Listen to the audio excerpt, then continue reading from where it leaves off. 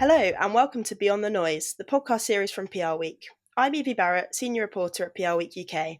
Before we start, I just wanted to give a quick mention to PRWeek's new People and Place Awards for 2025, which honours the best workplaces and individuals in UK comms, with the final deadline of 16th of January. To find out more, visit www.prweekpeopleandplaces.com and get those entries in. Now, on to today's episode, where I'm joined by a very special guest, Hannah Holland, who is founder and CEO of HLD Talent. Welcome, Hannah, and thanks for joining us. How are you today? Thank you so much for having me. I'm good. How are you? I'm good, thank you. We're nearly there with Christmas. Getting I there. know I'm actually the only person in my office today, Wow. which is quite bizarre. I feel a little bit lonely actually, because usually I can see like a sea of people behind me, but today not so much. That's dedication. I mean, makes sense. You've had a very busy end to the year. So, give a bit of a rundown if anyone hasn't heard of you before. So, HLD is a talent management agency, best known currently for looking after GK Barry, the TikTok star, who you may have seen on the recent series of I'm a Celebrity, Get Me Out of Here. For those who aren't familiar, GK, whose real name is Grace Keeling, is one of the UK TikTok scene's breakout stars. She has 4 million followers on there and another 1.2 million on Instagram currently. Outside of that, Grace has a hugely successful podcast, which sits among the UK's top shows on the Apple and Spotify charts. And she's toured the UK performing live shows, with the most recent one being at Wembley Arena last week. Of course, HLD works with a range of other talent too, names including Emily Faye Miller, Francesca Allen, Tennessee Thresher, Fran Hennessy, Charlie Marlowe, and Desto. So today we'll be hearing Hannah's wider reflections on the future of influencer marketing, brand partnerships, and social media, as well as taking a look at GK Barry's journey. So let's start at the beginning. How did you get into talent management, and what does your role typically involve? So I actually got into talent management in I sort of fell into it. That's what I always say.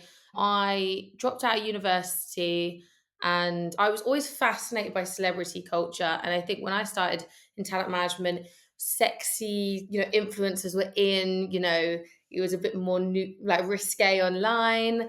I really loved 66 magazine and what they did. And Demi Rose Morby was one of the biggest influencers at the time. She was the cover star, Megan Barton Hansen. And I essentially reached out to them on Instagram because they started a talent management company, but they were doing the magazine side and I started as a social media assistant. Then I started becoming Demi Rose's PA because they were managing her. And essentially, I sort of fell into it and I realized I really was quite good at it. And I preferred talent management to anything else. I could see qualities in myself that I felt best fit talent management and what I felt that the industry was lacking at the time, which was, a female looking after females and having a bit more of a personal approach. There was less boutique agencies. I think only now we're seeing loads more pop up and it feels like a bit more of a trend being a talent manager because it looks really glamorous online.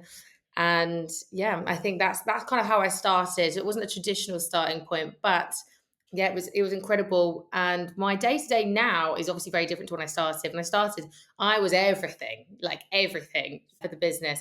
Now I would very much say like my job has really changed because I very much set the vision for the company. We set the targets and I sit with my senior leadership team and we run through what that vision looks like. And then we have a growth officer who will kind of, look at how we diversify what I'm looking to do.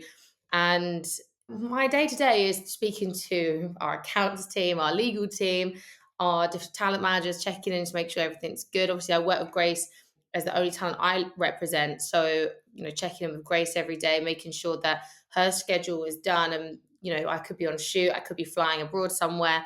So my job is very different to how it once was. I would have thought it was a little bit more relaxed, but it's actually probably not. I'm actually probably more stressed than I've ever been, if I'm honest.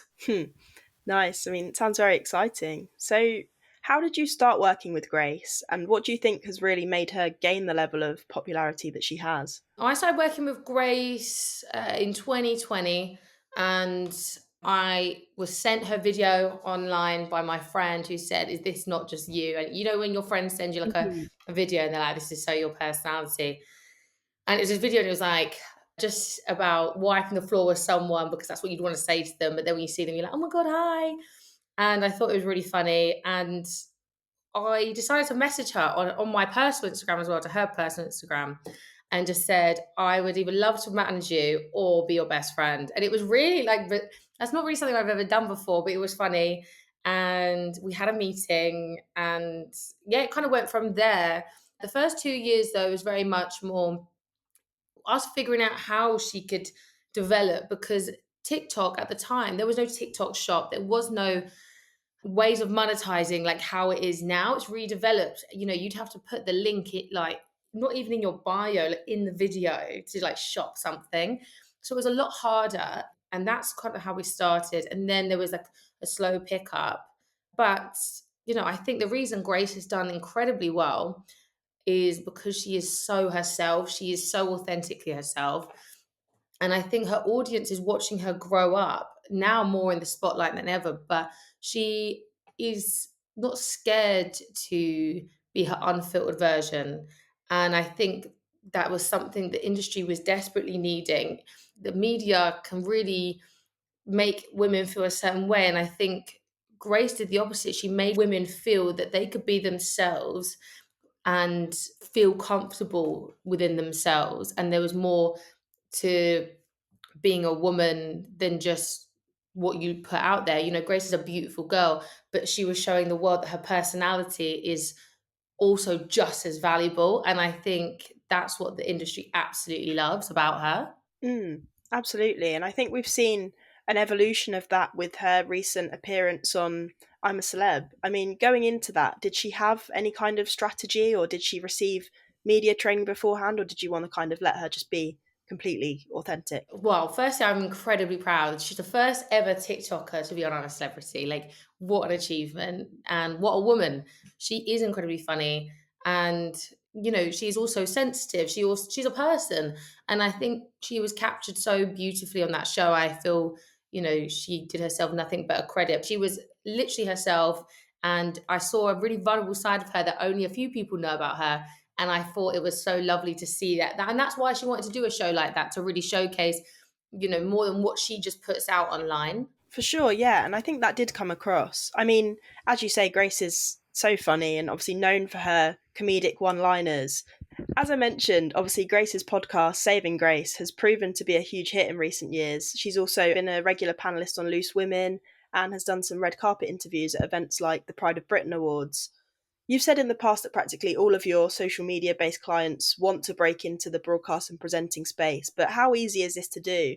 And do you see Grace as paving the way? Will we start to see this on a larger scale? I think Grace has ran so others can walk behind her. I think Grace is really setting the tone, but it's not been easy. And we've had many, many a meeting with TV companies before, like for years. And the beauty of this industry is you can make anything look easy. It's like you hear about music stars and they say, oh, this came out of nowhere, but actually they've been grafting for 8 years before. And I think that's like a similar thing. We're already naturally seeing it. I see TikTokers and people who are known for digital really breaking through the boundaries. We have, for example, Charlie Muller, who we manage, she was found through TikTok, and now she's the voiceover for BBC's I Kissed a Girl. We're seeing this crossover quite frequently now, and I think it's really amazing to see. The beauty of it all is I know like every single broadcaster that I've met really trying to get more into digital, and all the digital stars trying to go more into broadcast. And it's a really interesting crossover. But, digital stars are getting more views than some big TV shows. The Sidemen are really good examples of that and what they're achieving on their channels. And I think that's what's quite special, is this whole new era. And the TV scene is definitely kind of trying to catch up. Channel 4.0 is a really great example. What they're doing is really setting the tone as well, where channels should be going in terms of mixing digital and broadcast. So I think we'll see it more and more. If anything, I feel like it's more the regular now. I wouldn't be shocked to see, someone who came from TikTok as a presenter for a big show. That would never shock me. You're right. I think there's definitely space for stars to move beyond channels now. That said, there has been some debate in recent years around influencers hosting, doing interviews, and things like that. Some people would say that when they're on red carpets, they might be taking jobs from journalists. What are your thoughts on that? I don't think that's the case. And I also think TikTokers, just because they're on a digital mainstream platform, why could they not be considered journalists in their own right? journalism doesn't have a set definitive of how you should report. And if they're doing that across a digital platform rather than the traditional narrative, I don't think that it's much different. And, you can always criticize anything, but I think the modern day journalists are the digital stars and the young people coming through who are creating this narrative for themselves and creating their own opportunities, and they are on the ground, so they are seeing things in a very different way and they're reporting on that. So I would argue that, and obviously everyone's going to have different opinions in it, but I don't believe that you could say one person's a journalist because they write for a magazine compared to someone who's on TikTok doing the same thing. End of the day, you're just going to box yourself. And I think this world is so broad, and I honestly think you can do it all. I don't think you should ever pigeonhole yourself. So for me, I think if a TikToker is reporting and that is the career path they're taking them down, then I don't think it's much different to if someone wanted to write for a magazine. That's fair enough. And I think there is definitely a space for that celeb on celeb type interview. They can be really fun with the right personality. I mean, Charlie Marlow, as you mentioned, I think is a great example of an interviewer there. I saw her recent interview with Nicola Coughlan, which I thought was brilliant. Oh yeah, iconic. Yeah, great. I suppose when people are less happy is when potentially more controversial figures would choose to appear on a celebrity or an influencer podcast as a way of maybe avoiding more harsh questioning. We saw that recently with the scandal around Stephen Bartlett, which PRWeek covered, where he was accused of letting misinformation around health be shared on his Diary of a CEO podcast. I mean, my view on that is that influencer podcasts serve a different purpose to a hard hitting journalistic interview a lot of the time, especially in someone like Grace's case. I think personally, I would listen to her podcast expecting gossip and a light-hearted chat, not necessarily an interrogation. Stephen Bartlett's approach is slightly different, maybe because he's more business focused, but then again, I'm not really the target audience for that, so I can't speak to what people hope to get out of it. But yeah, I think there's different levels and expectations from different podcasts. I mean, moving on, you must have negotiated a lot of brand deals with all your clients. How do you help them decide which brands to work with? So we're really, really specific on how we work with brands because we think the moment a talent works with a brand who doesn't align with them or they don't believe in, you really do lose authenticity with your audience. So when we take on a talent, we sit down and we go through a strategy. So we do 12 months and then we work backwards. So it'd be like 3 months, 6 months, 12 months. And for someone like Grace, we always try and work a few years ahead. But obviously with COVID, we kind of learned you can't really pre-plan too much, but you have a rough guideline. And that's sort of how we always determine. So even if the money is incredible, we will sit there and say, but that wasn't the end goal. And I think that's where you really see influencers or digital talent specifically really rise because they're so authentic, their audience, everything they does feels quite a natural fit. I did Grace's podcast before and we spoke about we offered a lot of money for something and we turned it down. And it's always a hard decision, but ultimately money does come back round. But once you lose your reputation or your authenticity, it's very hard to kind of come back from that with your audience as a digital star. So I think it's really important to make sure that that works.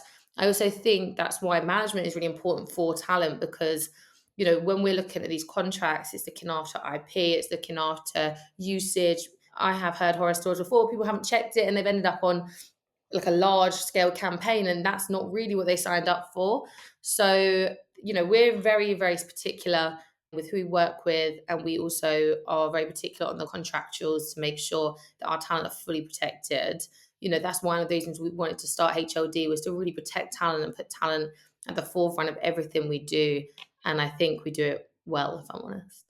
Yeah, it's super interesting. I mean, you're right. You have to trust that the right opportunities will come round and that you can't just accept everything.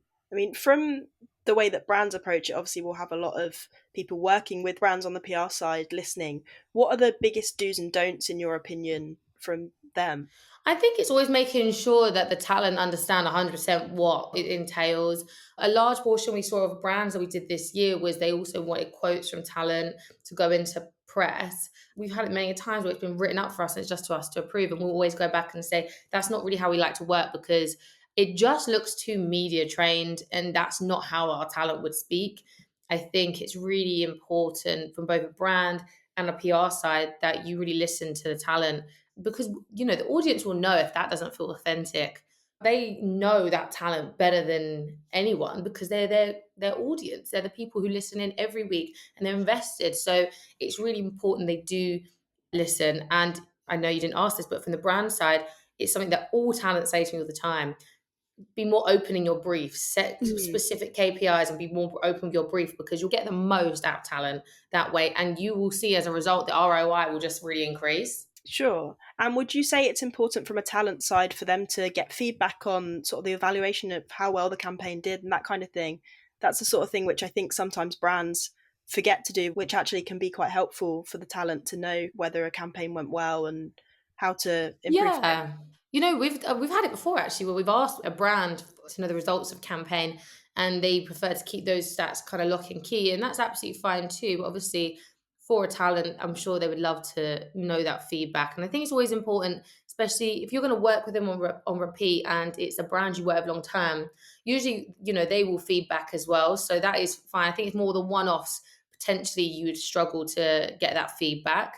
I always say to everyone, it's a collaborative thing. No, not one is bigger than the other. You have to work together to really create a really fantastic campaign. Absolutely. And I mean, you mentioned earlier sort of the social landscape is always changing. Which platforms would you say currently are generally most important for an influencer strategy and which are less so? How do you think this has changed in recent years? Well, strategy is so important. I think people underestimate it sometimes, of how important it is for talent to understand where they want to be and why certain things do and don't make sense.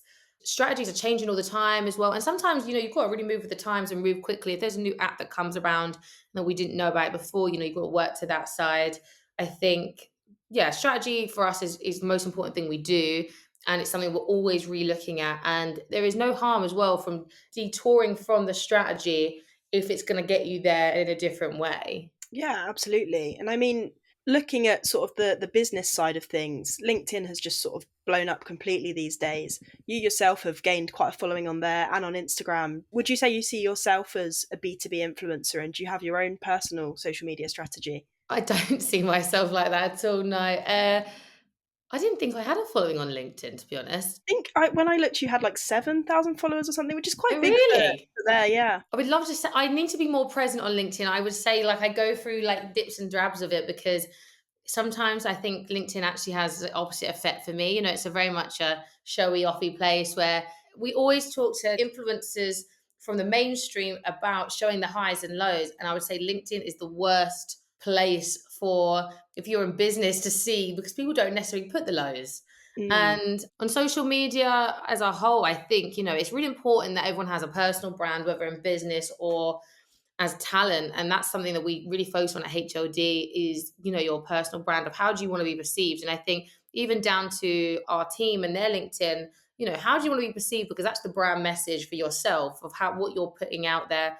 My Instagram's just for me, to be honest with you. I don't really look at it as anything other than that. But in terms of LinkedIn, that's why I don't like to be on there all the time. But I also know my personal brand and what that looks like. And I wouldn't say there's a strategy, but I would say I am very aware of the impact of personal branding, and your perceived is also, if you're in talent management, how you're perceived, how your clients perceived, and those bigger things. And that's something as well we always speak to talent about is, how you're perceived online, and is that character, is that so, how do you want that to look? Then you come offline, it's like, protect your peace, that's your person, make sure you're not oversharing things that you wouldn't want people to know about your personal life. And I think there's also this stigma around, if you're in the public eye, you have to tell everyone everything. You should protect your peace. Your mental health is so important. And there are some things that you don't necessarily need to share if you don't want to. It's like anything, the pressures to do well, that sometimes people can overstep their boundaries. And I like to try and remind everyone within that, keep your boundaries and keep your peace. Absolutely, yeah. I mean, it's a world where there's a lot of eyeballs on you all the time, so completely makes sense. Last year, it was announced that Dom Smales would become a non-exec chairman at HLD. For those who don't know, Dom founded Gleam, which is one of the original influencer management agencies back in 2010, and they were really known for working with original YouTubers like Zoella and Alfie Days. What are the biggest lessons that you've learned since bringing Dom on board? Oh my God, I just want to say I love Dom. Dom is incredible. And we always call him the godfather of influencer marketing because Yeah, he I really think that's was, fair. he came up with the YouTubers. I think he is an incredible guy and he has taught me and my senior team so much and my team as a whole. He really shares us a lot of knowledge and when you start a business and you grow quite rapidly, no one tells you how to develop those roles and how to grow the business. And you don't learn certain things at school. And one of the biggest things last year that he came on to really help us develop was how, firstly, like, what is our shop front of, like, what is HLD known for? Make sure, because it's so easy to forget sometimes why you started when things grow very quickly. And he kind of helped us bring us back to our roots to be like, just because the world's moving so quickly doesn't mean you have to rush. Stand still, reset yourself. And that was really important to us. And he came on board and he loved our values. Like, we're very, very transparent people. We really, one of the things is protection at all costs and looking after our talent and making people feel valued. And we used to say it was a sisterhood, but obviously we have men now too. So for us, it's like, supporting each other is really, really important. He taught me a lot about when I stepped from MD to CEO, what my role would now look like. Also, letting go of the small things, because for me, where I did everything, I'm a bit of a control freak. And I really find it hard to delegate. Now, I'm more than happy. Listen, it's been part of like my growth, and Ella, my MD, part of her growth, and Cherish and Emily, their roles have recently changed, and he's part of that side. He also really checks in on us and makes sure that we're always in check. We're still young women. I'm 30, my MD's 28 in January. My team is young, and the media industry as a whole, I'm sure you've seen it. It can be tough, and he always just checks in on us as people, and that really goes a long way for us. But he is great, and I can't credit him enough. Oh, absolutely. That's lovely to hear. As you say, things are changing so fast, and I guess it's hard not to kind of get swept up in it and make decisions quickly. Things have changed a lot since the YouTube days, especially when TikTok came in and shifted everything. What do you think that the next iteration now of the creator economy will look like, given that there may be a ban of TikTok in the US in January? I mean, things seem set to change next year. What's your view on it? Yeah, well, actually, I really think it's going to go back to YouTube. I think, it's kind of like fashion where everything kind of goes back and Mm, roundabouts. I honestly think you're going to see the rise of YouTube again, and it's going to be YouTube Shorts, and that's how it's going to rise, because I think TikTok is doing its thing. It's doing great. I think Snapchat is also on the rise too. It became really big this year, but I still don't think it's like every single person uses it. Every single person I know has Instagram. I actually do like a Facebook, if I'm honest. I am old school. I don't care what anyone says. I like Facebook. And not everyone has that. But I think Snapchat, I'm not on Snapchat, but as a business, it's so important that our talent are, their podcasts are, and we understand that value. It's a different aged audience. But I really think YouTube is really universal. Of, you can literally be 18 years old all the way up to 60 and watch YouTube. So I really think, especially with, if the TikTok ban goes ahead, which I'm really unsure of now that I heard there was something with Donald Trump was trying to work something out. So, but regardless, I do think you will see all the TikTokers from the US then go onto YouTube Shorts and Instagram again and Snapchat, and we will see those three platforms really dominate next year. But mostly YouTube. When I'm actually really excited at the thought of YouTube really like doing its thing again, because I loved YouTube. I really don't really watch it now, only because I work a lot. So like long form content isn't necessarily always my friend, but short form content and me are very good friends. I love reels, I love TikToks, and I love anything that's like quick and easy. And I think, if you're somebody on the go, you love a reel. And I love, like, and then if it brings you on something a bit longer, then you're like, oh, that was great. mm. Yeah, it's such a good point. I think people think of YouTube as long form and forget that it has shorts and it is adaptable. Facebook too is such a good point. I think that's really underutilized from an influencer and a brand perspective. Comedians are really good at it, actually. I always see comedians reels or like Netflix and all, because it's actually a Mm. big monetization platform from Facebook too. which people can forget about as well. But I think Facebook's great. I Yeah. like to check in and see what people from my school are up to be honest. I'm a bit nosy. Yeah, why not? I wondered actually if you think, obviously, YouTube does have the platform for long form content, and we've seen a few brands, not many, but a few kind of really nailing their content on there. The one that comes to mind is Foot Asylum's Locked In, which obviously Grace took part in a few years ago and really kind of boosted her career. If anyone hasn't seen that, it's basically Big Brother for influencers and TikTok stars on YouTube. It's great. Check it out if you haven't seen it. Do you think that branded content is going in that direction of more long form entertainment pieces as opposed to the kind of traditional quick, snappy ads that people will sort of see as branded content straight away? Yeah, so Locked In, actually, we had Tennessee Grace and Ava Hirons all on that Mm. show, like each like for different years, and which has been incredible for us as an agency. It does a lot for the talent's career, but also I think Foot Asylum have done something that no one else has really done, which was a brand takes their channel into their own hands and creates basically these formats of their own television show. Basically, there was a show that they all went on a date. I can't remember what it's called. Oh, I'm going to kick myself because it was so good. And because Conan, who we managed, was also on that one. And that was like way before its time. I remember this years and years ago, and I used to see that, but I never knew it was Foot Asylum. I think they've got a lot better at branding it up. And I think brands aren't scared to really release shows. You know, you've seen it with PLT Pink Courtroom, JD have done the same thing. We're watching more and more brands essentially take ownership of their content. Sheer Lux is a really great example as well. And I think we're going to see more and more of that. And I think it's really important. I don't think just individual people or talent can be talent. I think brands can create these platforms and also be part of, that shift. So yeah, I think we'll see more and more of it. I think it's great to see as well. And it's a different way of marketing and advertising too. And I think, people have to be more creative to sell these days. I don't think you can just get someone to take a picture and expect it to sell out. I think those days are kind of gone. And I think there's only a rare select few people who can really do it. I think at the end of the day, people want to be entertained. So whether that's branded content or not, they'll consume it if it's entertaining them. Bad Bistro that Foot Asylum does as well. It's literally, you wouldn't even really recognize it as a branded piece of content, but they're wearing head to toe Foot Asylum, and it was literally people serving food and running a restaurant in a different country. And Grace did that one last year, and it was amazing, and it's really great fun to watch. It doesn't feel salesy, but it does really well. And also, the brand can monetize their YouTube channel and recoup their costs too. So I think it's kind of a win-win. I really do enjoy watching things like that, to be honest. Absolutely, yeah. And I think we're bound to see more of it. The other thing which I think we've seen so much of this year and is only going to continue is AI. I mean, this year we've seen a lot of AI influencers emerge and do brand partnerships and things like that. What are your thoughts on AI influencers? Have you come across them much? And also just the use of AI in producing social content more broadly? I think AI is petrifying. I do. I think it's scary. I think it's really useful in some cases. I think ChatGPT has really revolutionized any angry email that I've ever wanted to send in a really nice, polite, soft way.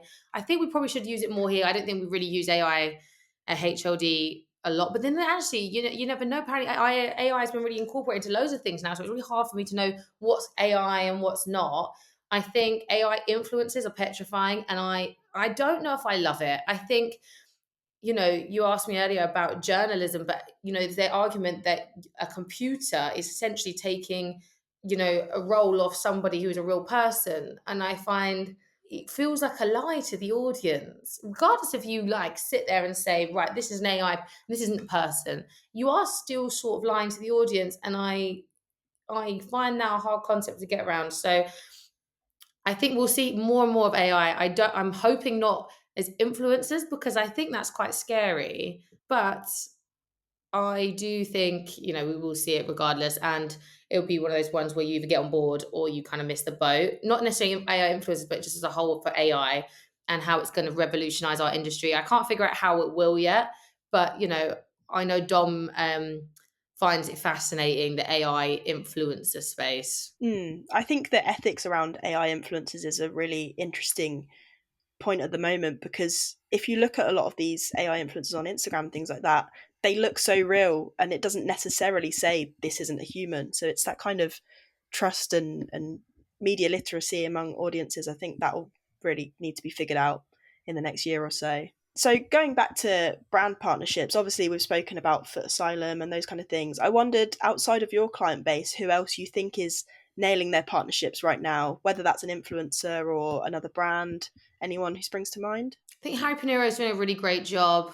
I think people who came from YouTube and have gone more into the TikTok and Instagram space, yeah, Harry does a really great job. I think Nella's doing a really good job. Yeah. I'm trying to think who else I think is nailing it at the moment. There's quite a few people. Obviously, Maya Jam has done a great job for years in matching the right brands. And, although she didn't necessarily come from digital, I think everyone's doing a really great job. There's not.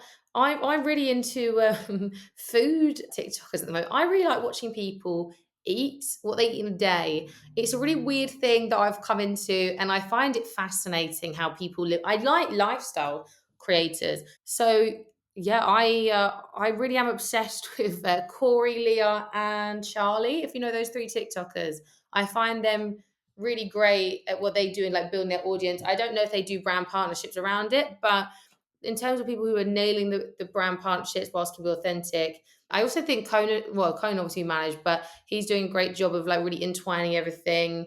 So is Mhm. Crept. And I also think H is doing a great job too. So all these different industries. So it's really nice to see everyone absolutely killing it, to be honest. I'm a big supporter of everyone doing well. I think there's enough room for everybody. Absolutely, yeah. I think there's such a big scope of content that does well now, and I think you're right. Food is definitely a big one. I was speaking to a PR agency who works with a fast food brand the other day, and they were saying it's so easy to get influencers on board and just kind of get them in to try the food, and people love to watch it. That's definitely a space that does well. I mean, we're almost out of time for today, but I just wanted to ask, lastly, what's next for HLD and for GK Barry? So for HLD, we have launched HLD commercial, which we did the back end of this year, and that will be very much expanding out. So if anyone doesn't know what that is basically our commercial division where we work with someone like Conan, who's a rapper, and we manage his commercial career and not the music side. Same with Fran Hennessy, she's an incredible young boxer. We do all her commercial side, so like Champions, she's working with like Charlotte Tilbury on bits and pieces, and that's really exciting. And obviously, but we don't do the boxing side, so we'll be expanding that out. We are very much diversifying and growing the agency. I think you'll see a lot of growth from us in the next 12 months, which is exciting, scary, all in between. And Grace, I think you'll be seeing her on your screens a lot more, and that is very much the way herself and I are looking to go.